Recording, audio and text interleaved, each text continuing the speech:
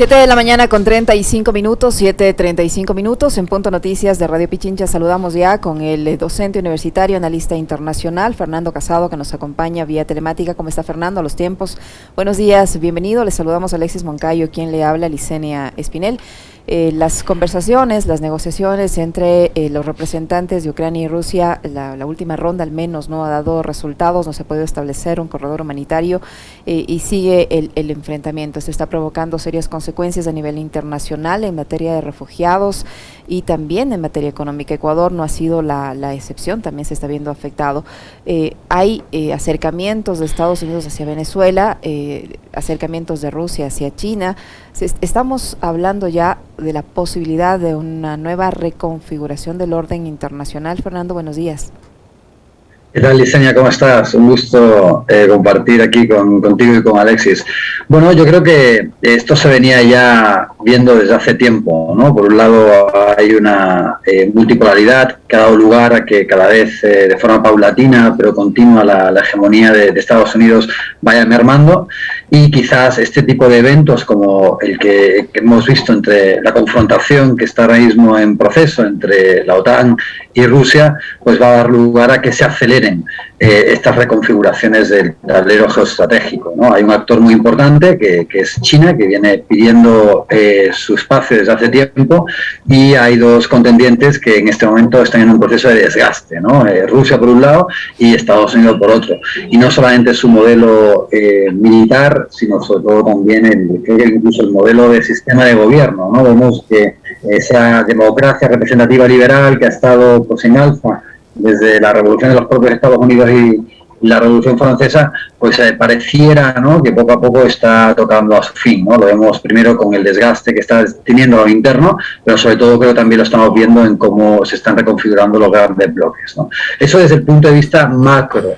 Y después desde el punto de vista micro, pues bueno, de nuevo vemos cómo el conflicto a través de Ucrania pues está dando lugar a que otros países considerados por Occidente como paria pues estén tomando pues una relevancia muy importante, porque la confrontación con Rusia tiene que, sobre todo la dependencia de las materias primas rusas, pues da lugar a que se tengan que buscar fuentes de consumo alternativa en otros países que antes no se estaban considerando como aliados o como fuentes de provisión de Occidente. Hola, Fernando, qué gusto volver a verte a los tiempos. Ese es, digamos, para conectar la última idea que señalas, por eso es que Biden decide hablar con Maduro y dejar de conversar con su amigo Guaidó. Vemos que acá ya esa reconfiguración le ha obligado al presidente de los Estados Unidos a buscar salidas realmente emergentes, ¿no? Y tener que dejar de lado esa pugna que había entre Estados Unidos y Venezuela. No, sin duda, ¿no? Pareciera que el tonto útil de Guaidó pues ya ha dejado de ser útil y se ha quedado simplemente en tonto. Tengamos en cuenta que Estados Unidos tiene un consumo diario de más de 22 millones de barriles de petróleo. De estos solamente produce 15 millones y el 8% del consumo total de Estados Unidos, ¿no? Entonces, alrededor de 2 millones de barriles de petróleo pues son los que importa Estados Unidos de Rusia, y ahora que se ha pegado pues también este órdago tan importante como es haber dejado de importar el petróleo de Rusia como una medida de presión fuerte contra la economía rusa, pues ahora tiene que buscar alternativas. ¿Y cuál es la alternativa histórica, barata, directa que ha tenido siempre los Estados Unidos? Pues la de Venezuela, ¿no? Entonces, obviamente ahora recurre a Venezuela porque entiende que es una manera de paliar lo que ahora es realmente su enemigo principal, que es Rusia, y la confrontación que en este momento tiene desde el punto de vista militar y sobre todo económico. Fernando, en las últimas horas la representante del Fondo Monetario Internacional ha advertido que Rusia podría caer en una bancarrota debido a las sanciones que ha impuesto tanto Estados Unidos como la Unión Europea hacia los representantes más importantes de la economía de Rusia, hacia el gobierno ruso como tal, y también el presidente Putin ha dicho que Occidente va a pagar muy caro por las sanciones que ha impuesto hacia Rusia. Con ese contexto, ¿qué podría pasar? ¿Es así de grave la situación para Rusia? ¿Podría caer en bancarrota o podría por allí poder salir bien librada de todo este conflicto en el ámbito económico? Yo creo que aquí nadie va a salir bien librado, ¿no? En cuanto a quienes se están enfrentando. Y por supuesto, quien se va a llevar la peor parte, no cabe duda que es Ucrania, o que se la está llevando en este momento, ¿no? Pero creo que los dos grandes bloques, por un lado Rusia, por otro lado la OTAN, Europa, como el escenario también de conflicto indirecto, y Estados Unidos, pues van a tener consecuencias económicas que van a afectar a cada uno de estos países. Probablemente Rusia, cuando hace también la valoración de cuáles son las consecuencias de entrar en Ucrania, pues ha claramente sopesado cuál iba a ser el golpe a su economía. Esto no lo hizo simplemente Rusia porque es así de valiente y quiere simplemente mostrar músculo militar. Sabía lo que se le venía encima, ¿no? Y sabía que la escalada iba primero a derivar en sanciones y que también había un riesgo importante de que sus principales socios decidieran también dejar de importar materias primas, que es uno de los principales pues flujos de caja que tiene en este momento Rusia. Ahora, de ahí a pensar que Rusia puede caer en una bancarrota, pues no, ¿no? Tengamos en cuenta que su vecino, y que cada vez está en mejores términos, pese a que normalmente ha habido cierto recelo recíproco con China, pues también es uno de los grandes importadores de petróleo. Tengamos en cuenta que China, por ejemplo, consume 17 millones de barriles y tan solo produce 4 millones, con lo cual el excedente de más de 8 millones de barriles de petróleo que normalmente tiene Rusia, pues puede fácilmente también derivarse hacia China. Entonces yo no creo que haya la posibilidad de bancarrota. Ahora, el problema para Rusia también va a ser importante, ¿no? Ya estamos viendo también el tema de la inflación, estamos viendo también cómo se le están dificultando las importaciones a Rusia. Esto también está teniendo consecuencias incluso para el Ecuador, ¿no? Que muchos de los productos que se han históricamente exportado a Rusia, pues ahora ven que no tienen salida en el mercado, ¿no? Hemos visto como, por ejemplo, se están vendiendo los bananos que habitualmente se están vendiendo a Rusia en otros mercados, pero a precio de gallina enferma, ¿no? Entonces yo creo que efectivamente va a haber importantes consecuencias, no solamente para Rusia, sino para Occidente y quienes habitualmente han comercializado con Rusia, pero yo diría que es una exageración y es tratar de expresar profecías que se espera que se autocumplan cuando se habla de la bancarrota de la economía rusa. Ahora, por el tamaño de la economía y también, digamos, haciendo una valoración de carácter político, que yo no sé si tenga que ver mucho con lo ideológico, más sí con lo que señalaba nuestro invitado hace un momento, con, digamos, esta suerte como de expansión económica, dominio económico. Una cosa es aislar a Cuba con el respeto que se merecen. Yo voy a hablar por los tamaños, Fernando, y la importancia y la influencia que tiene en la economía del mundo. O sea, una cosa es aislar a Cuba, aislar a Venezuela, aislar al Ecuador, por ponerte un ejemplo, pero otra cosa es aislar a un país que es casi un continente, ¿no? Que es Rusia. Entonces, en un mundo que está cada vez más conectado, en un mundo además que es multipolar, hablar en este momento de un aislamiento a Rusia, ¿en qué podría terminar esto, Fernando? Bueno, yo creo que en realidad es probablemente quienes empezaron a asediar o a provocar a Rusia, ¿no? desde la OTAN, que es algo que se ha venido haciendo desde que se integra la antigua Unión Soviética. Lo vimos, por ejemplo, también con las acciones de la OTAN de acercamiento a Georgia, que acabó con el territorio cercenado de la propia Georgia, con Abjasia y con Osetia del Sur. También lo vimos, se ha utilizado también como carne de cañón, no es la primera vez, a Ucrania, ¿no? Vimos que en el año 2014, pues también, cada vez que la OTAN se ha acercado a la esfera de la antigua Unión Soviética, los países que se han prestado para tal juego han salido muy mal parados, ¿no? Vimos la anexión de Ucrania, vimos también ahora incluso el reconocimiento formal por parte de Rusia de dos repúblicas del Donbass, Lugansk y Donetsk.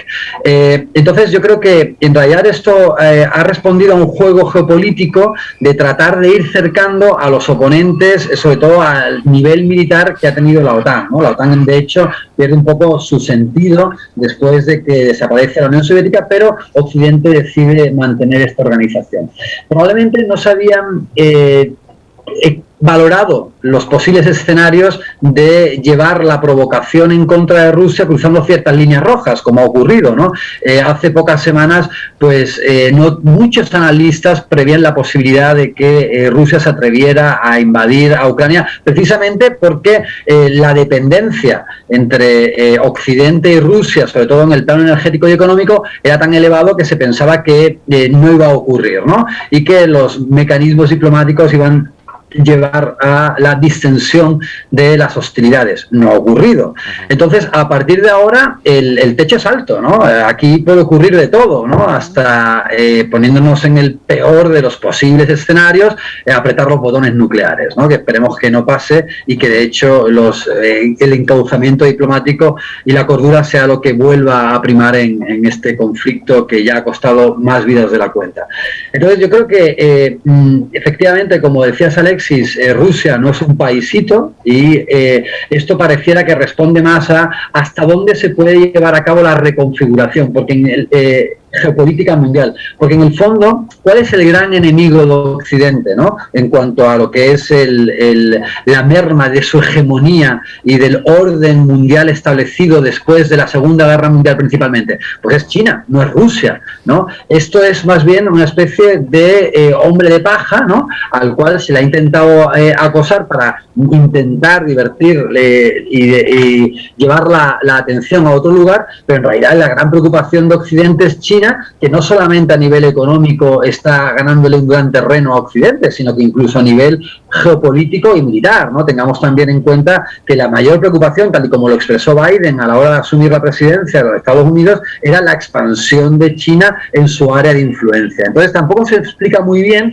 a qué responde esta hostilidad o este desgaste que está teniendo Occidente en este momento en contra de Rusia, sabiendo además que Rusia no es un país que se pueda aislar y sabiendo además que Rusia es un país del cual el principal aliado de Estados Unidos, que es el gran perdedor también en estos conflictos, como es la Unión Europea, ¿no? Estados Unidos fue, por ejemplo, el principal paladín de que se produjera el Brexit y después de todos estos conflictos también es la gran perdedora. Por ejemplo, en Siria, quien tuvo que asumir los más de 6 millones de refugiados políticos ha sido Europa, con todo el coste que esto conlleva, y además la confrontación con Rusia lo que hace es que Europa vuelva a tener una dependencia que antes no tenía de los Estados Unidos. Recordemos, por ejemplo,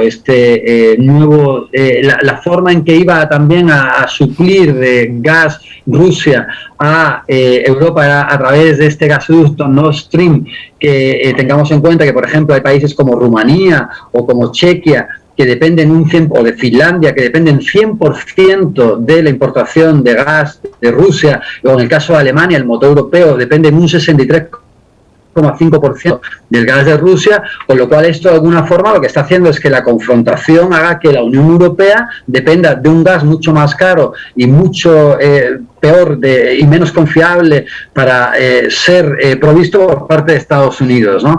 Entonces, bueno, es difícil explicarse por qué se ha intentado llevar a cabo esta política de confrontación con Rusia. Quizás también otro de los factores que habría que tener en cuenta es que Estados Unidos quiere tener a su principal aliado bajo su área de influencia y Rusia de alguna manera pues venía a ser una competencia en contra de Estados Unidos en cuanto a esa dependencia por parte de su gran aliado Europa, ¿no? Pero en cualquier caso, lo preocupante en este momento es que las consecuencias y derivaciones de este conflicto todavía no están bien valoradas y bien situadas y no sabemos cómo podría llegar a terminar lo que estamos viendo en este momento con la invasión de Rusia a Ucrania. Ahora, Fernando, este conflicto podría llegar a niveles mucho más graves, ¿cree usted, tomando en cuenta declaraciones de autoridades norteamericanas en el sentido de que hay 12 laboratorios biológicos que constituyen, según la visión de Estados Unidos, un mecanismo de defensa para Ucrania? La Organización Mundial de la Salud en las últimas horas también ha recomendado a Ucrania que destruya los patógenos altamente peligrosos en sus laboratorios biológicos y esta mañana Rusia ha pedido una reunión extraordinaria del Consejo de Seguridad para tratar este tema. Esto podría convertirse también en un factor de amenaza dentro de este conflicto y subir esta escalada de violencia a niveles de ataques biológicos. Bueno, y por cierto, tema que no trata mucho la propaganda bélica occidental, ¿no? También hay que recordarlo, ¿no? Como ciertas informaciones no trascienden a los titulares porque no convienen, tampoco porque no encajan dentro de la narrativa que Occidente trata también de construir sobre Rusia. Pues sí, es peligroso, ¿no? Esperemos que no vayan a más, esperemos que los peores posibles escenarios y especulaciones no se cumplan, porque efectivamente, ¿no? Cuando ya llegamos a un punto en el que todo vale, pues es difícil dar marcha atrás. De hecho, hasta ahora Estados Unidos ha sido relativamente cautelosa.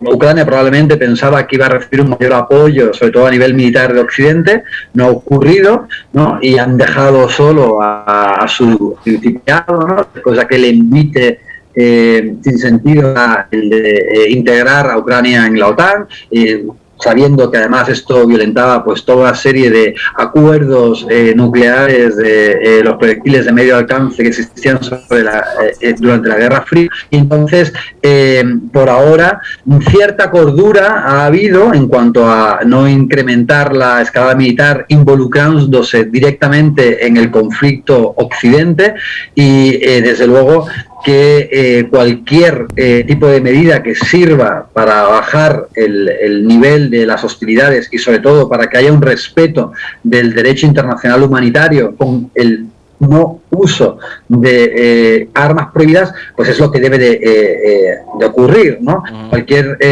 alternativa, pues no sabemos dónde de acabar, ¿no? Porque desde luego si se utilizan una serie de armas biológicas, pues el contendiente que sufra ese ataque, sobre todo un contendiente que tiene un armamento y un arsenal pues de los más importantes del planeta,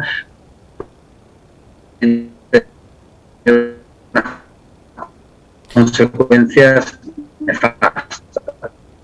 Estamos con algún inconveniente en la conexión con Fernando Casado. No sé si ahí nos logra escuchar bien, Fernando. ¿Estamos conectados o no? ¿No? Estamos tratando de mejorar la conexión con Fernando Casado. Lamentablemente en la última parte se nos cortó. ¿Por ahí nos escucha? Quizás.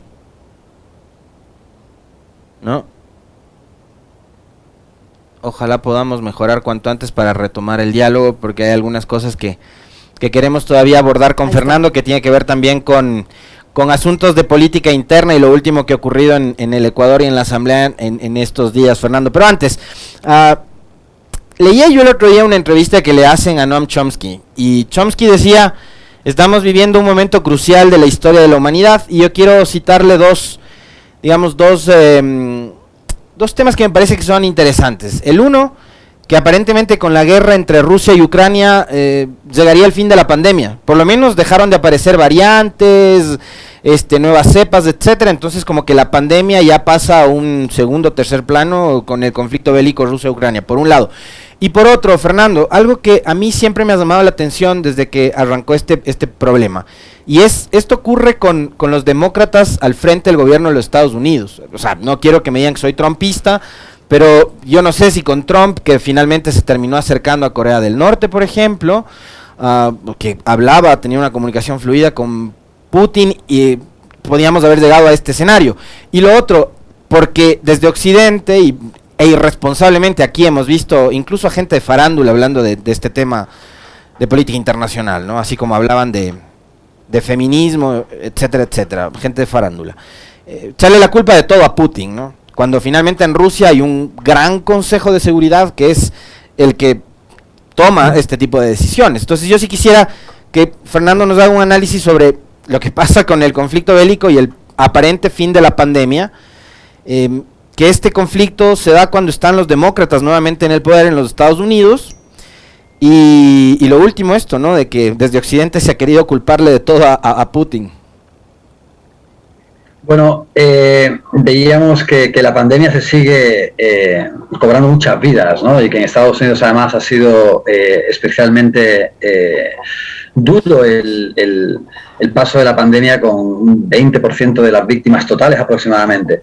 Pero bueno, lo que ocurría también con Trump era que era un gobierno, ¿no?, que pertenece a la ala republicana más libertaria, en el que no hay tantos vínculos necesariamente como se ocurre con el resto de las posturas, tanto republicanas como demócratas, de dependencia o de lobby de la industria armamentística. Y lo cierto es que, aunque Trump tenía una política muy principista en el que, por ejemplo, la hostilidad contra Cuba y la hostilidad contra Venezuela, pues por poner un par de ejemplos, o incluso también lo que fue el tratado de cooperación y de abandono de la vía nuclear con Irán, pues fue interrumpida, ¿no? También recordemos que Trump fue el artífice de salirse de la mesa de negociación con Irán, por ejemplo. Pero sí es cierto que hubo un menor número de guerras, ¿no?, en cuanto a la intervención imperial de los Estados Unidos, que siempre se ha caracterizado por provocar alguna guerra en algún lugar del mundo como parte de su política exterior. Entonces eso sí es cierto. ¿Qué habríamos visto? Pues probablemente las hostilidades no tenían por qué necesariamente haber llegado al punto en el que llegaron. Recordemos también que Trump fue quien obligó a sus aliados de la OTAN a cumplir con la cuota de armamento que cada uno tenía que aportar a la organización, porque normalmente muchos de los países pues no cumplían con la cuota y era Estados Unidos quien la cubría. Entonces también Trump fue el que de alguna forma llamó al orden a todos sus aliados para que adquirieran el armamento que normalmente se habían comprometido o que lo aportaran dentro de la organización. En cualquier caso, lo cierto es que tampoco habríamos visto con Trump probablemente nunca retomar las conversaciones con países, por ejemplo Irán o como por ejemplo Venezuela, por la posición también principista del propio gobierno de Donald Trump, ¿no? Entonces, en ese sentido, pues bueno, por un lado estamos viendo que hay una confrontación que no sabríamos muy bien si se habría dado o no con Trump. También tengamos en cuenta que el gobierno de Trump era bastante volátil y muy dependiente, bueno, como todos los gobiernos de Estados Unidos, de la opinión pública coyuntural, y por lo tanto no sería raro que cualquier gobierno en Estados Unidos, incluido el de Donald Trump, inventara una guerra en un momento de crisis, ¿no?, en un momento de crisis de la opinión pública. Entonces, en ese sentido, y de la aceptación popular, en ese sentido creo que también desde el punto de vista de que nos concierne a nosotros, que es tener una mayor estabilidad en la región, tener una menor aislamiento y hostilidad hacia los países de la región, creo que el acercamiento entre Estados Unidos y Venezuela pues es muy beneficioso, ¿no? Tengamos en cuenta también que hay, a lo interno de la región, pues ha habido una reordenación también geopolítica, ¿no? Ya no existe el Grupo de Lima, la Unión Europea pues mandó en las últimas elecciones de noviembre una delegación a Venezuela legitimando las elecciones seccionales de Venezuela de finales del año pasado. Entonces, bueno, también a lo interno hay una mayor cantidad de gobiernos progresistas que también han dado al traste con lo que había sido aquella ola de gobiernos conservadores del lustro anterior. Entonces, bueno, creo que también a lo interno de la región están ocurriendo cosas que esos acercamientos pues siempre van a ayudar a distendir, a minorar las tensiones, y es beneficioso siempre y cuando pues las confrontaciones a lo interno de la región pues dejen de estar a la orden del día, y sobre todo cuando países de la región pues no tengan unas confrontaciones que en algunas ocasiones también hemos visto que la tensión ha escalado incluso al ámbito de lo militar. Recordemos también cuando se mandaron, por ejemplo, distintos contingentes militares a la frontera entre Colombia y Venezuela, que de nuevo nunca llegaron a mayores, pero algo parecido ocurrió en Ucrania y miren cómo terminó Ucrania, ¿no? Entonces, eso también habría sido probablemente posible el acercamiento entre Estados Unidos y Venezuela si estuviera Trump en el poder, y todo ese lobby cubano, radical, conservador, de derechas, que tenía tanta fuerza en el gobierno de Donald Trump. Muchísimas gracias, Fernando, por su tiempo, por la información y ese análisis que nos ha permitido realizar. Fernando Casado, analista internacional, docente universitario, que ha estado con nosotros. Muy amable, Fernando, muchísimas gracias. Ya, hasta luego. Un fuerte abrazo, Fernando, gracias.